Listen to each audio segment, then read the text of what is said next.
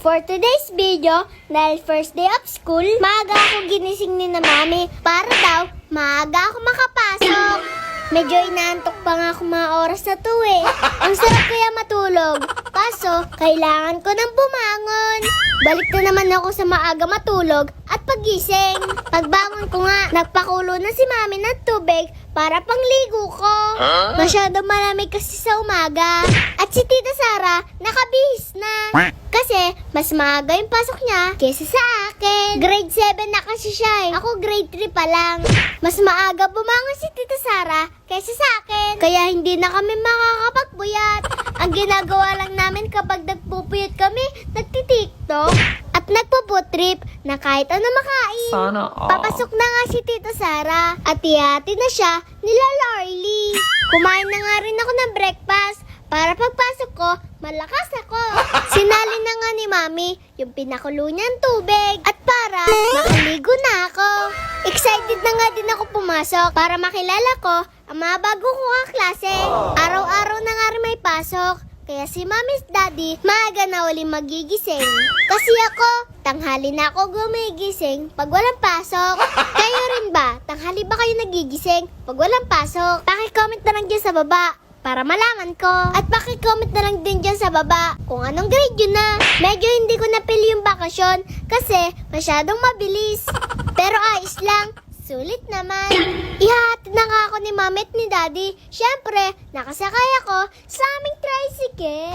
Siya nga pala, si Mami at si Daddy ang nagsusundo sa akin araw-araw kasi bawal pa ako umuwi mag-isa. Kasi baby pa raw ako. Sana all. Nadaanan nga namin yung pinsan ko si S, kaya sinabay na namin.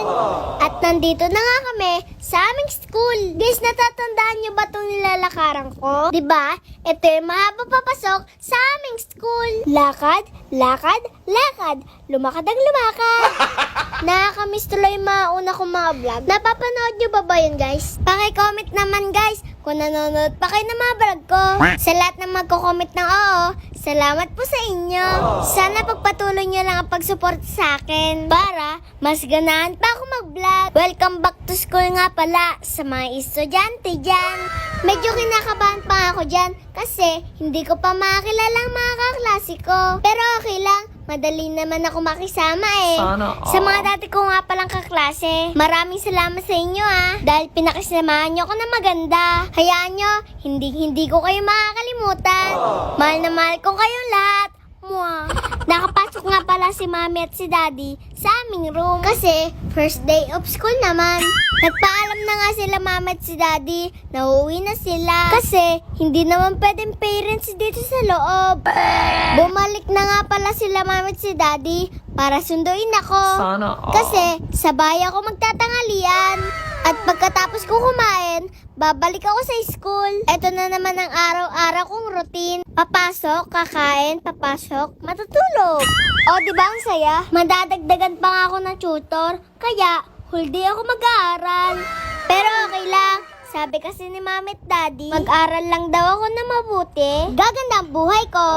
Kaya kayo mag-aral kayo na mabuti. Hindi naman kailangan na mataas na grade. Ang mahalaga, nag-aaral kayo na mabuti.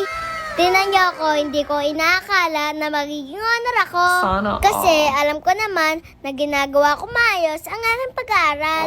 Bumalik na nga ako sa aming school. At ngayon, natutuwa na akong pumasok. Amazing! Kasi yung ibang kaklase ko, kakilala ko na. Siyempre, nung una, hindi ko pa masyadong close. Pero tatagal at tatagal to, magiging close ko rin sila lahat. Sinundo nga ulit ako ni Daddy para umuwi na. Ito nga palang magiging daily routine ko sa araw-araw. Wala na munang laro-laro. Tuwing Sabado at Linggo na lang.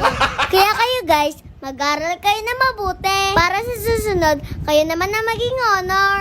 So, yun lang ang aking first day of school. At malapit na rin kami sa bahay. Yun lang, paalam. Please like, follow, and share. Thank you.